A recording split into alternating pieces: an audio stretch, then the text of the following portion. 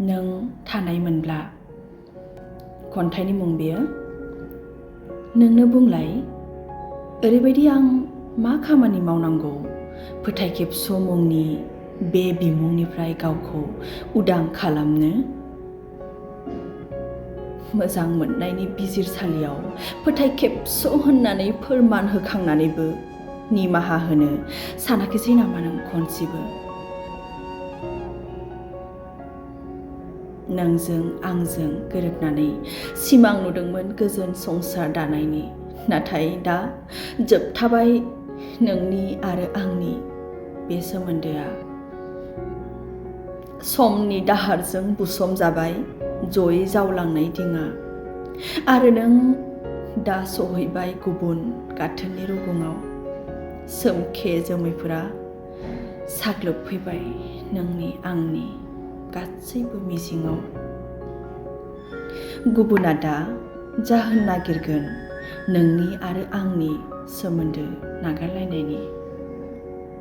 बेनिखायनो आं दा मुखाजों होथेयो दाहानि सायखं, जाहाथे रावबो खायसो खालामफैया गोरबोनि दरखं दरखं। आं लिरनाय मेथाइनि नों देंखोगिरि जानानै थानायमोनब्ला नोंजों लोगोसे आंबो देंखो बोफागौमोन। जिउ जोनोमनि सुखु दुखुनि मेथाइखौ आंबो नोंजों रोजाबफागौमोन। आं लिरनाय खन्थाइनि नों खबाम जानानै थानायमोनब्ला सोदोबनि माला सुगौमोन खबाम गोरोबहोनानै।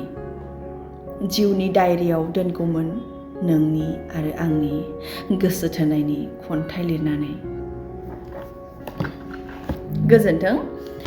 एसे आगोलावसो आं आवरायलांनाय खन्थाइखौ फंबाय राजेश बर' बिथाङा लिरनाय बे खन्थाइखौ आं सानसेखालि वाट्सएप ग्रुपाव मोननानै खन्थाइखौ बिराद मोजां मोननानै फंबायनिफ्राय पारमिसन लादोंखि आङो फंबाय बे खन्थाइखौ फरायनोसै दे।